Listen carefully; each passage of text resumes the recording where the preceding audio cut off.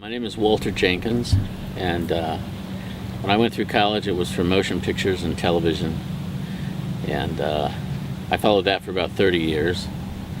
And then right around the time I was almost retired, I started playing with alternative energy, and I had some breakthroughs in electrolysis, creating hydrogen and oxygen from water.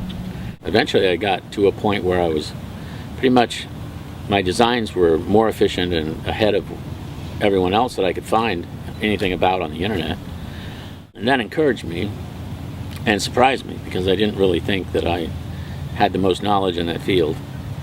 But once I began to experiment seriously with it and do my own research to build up the physics that I needed and the electrical knowledge and everything else that went with it, and studying covalence bonds and everything, I began to really get some unique ideas about how to make water into fuel.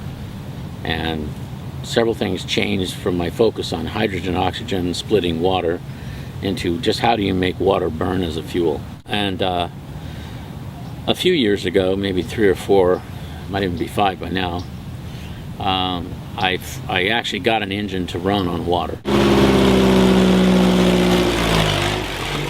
Once I grasped the idea that it was possible to actually turn water into a fuel, it seemed to me the hydrogen process was a viable path.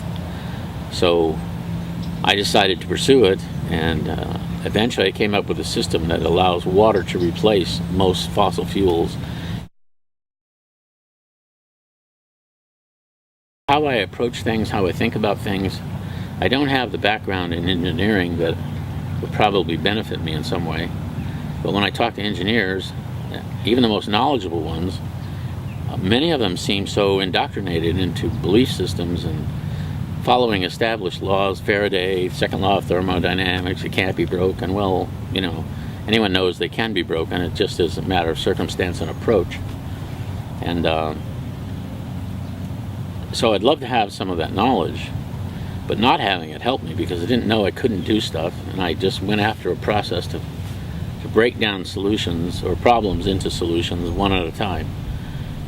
And it's kind of like you hop over one wall and there's another wall, and you do enough of those, they're intellectual walls, and a lot of people are just going to give up. I refuse to let a problem stand in my way when I'm after something. So that was the part of the process. The other part of the process, and I can only speak for myself, how I think.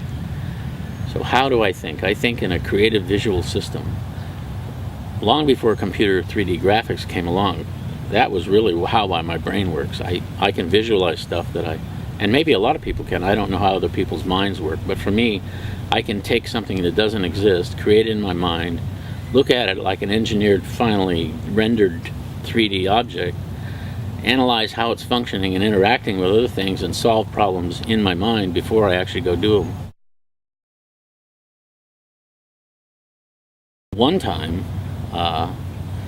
I was sleeping right in that bedroom over there, and I had a small test lab out on the back porch, a table with some experiments, and I had a problem that I couldn't solve. And so I wouldn't say I'm a religious person, I'm a very spiritual person. I believe in a creator, and I believe that if you're in tune with the right energy, that you can get an answer one way or another back if you ask the right question, and the motivation is correct. And so I was walking down the beach at 4 in the morning, and I was saying that, well, you know, you got me into hydrogen. I was in movies, I was perfectly fine and happy, and now I'm in hydrogen, and I got this problem, and I don't know how to solve it. I need some help. You know, and as dumb as that might sound to some people, I mean, that's, you know, if you can't solve something internally, you reach out to the universe or God or whatever you want to call it. Well, within 4 days, I woke up in a dream. I had dreamed the answer. I went out on the porch in the experiment place, and I tried it, and it worked. So I got an answer. That was pretty cool. And that may mean nothing to people that don't believe in any kind of higher force, but to me it meant a lot, you know, because I actually received something that I needed, and I had some help. And I figured, okay, I'm on the right path here. And when you look at the universe, 70% of the visible universe that you can see is hydrogen, clouds of hydrogen. And interestingly enough, 70% of the world, close to 70, covered by water. And 70% of us, most of our lives, is water. Probably 90 when we're born in the amniotic sac, but most of your life you're about 70% water. And I always thought, I didn't understand what that meant, but I always thought it meant something, that those three numbers applied to all of that. And I was thinking, well, if I was God and I was creating the universe, assuming people accept that idea, that, well, how would you provide humanity with fuel and energy? And if you look behind me here, that's ocean water. It's covering 70% of our planet, and it's the perfect fuel. And we don't use it. Instead, we drill for oil and dig it up and pollute the air. So why not use that? Because when you finish extracting hydrogen and oxygen out of it, it goes back as water vapor into the environment, and a portion of it converts back to water. So it's a perfect cycle. It's safe to carry. It's available everywhere. And if you have an efficient way to convert that to fuel, you can run an entire civilization on it. Yeah, I'm not, people keep telling me how rich it's going to be and how much money it's going to make. And I said, well, at a certain point you can only spend so much of that. And why is that a main factor in so many people's lives? Because it's much better to try, while you're here, to do something that can permanently improve everybody's life. Long after I'm gone, my technology will still be here.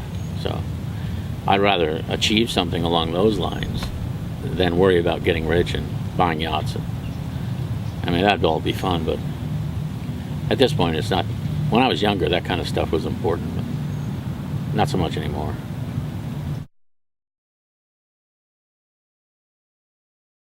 I wish people would become more aware of their political masters and the financial crowd that runs their lives, and understand the systems that make them slaves. Because the most successful slave, as from the master's point of view, is one who believes he's free and doesn't wear physical chains, but has the chains nevertheless. So if I wished anything for the world, it would be to become wiser and more intelligent, more aware. Not that they aren't intelligent. There's plenty of intelligent people who just don't have access to knowledge. And if they do, they don't take advantage of it enough.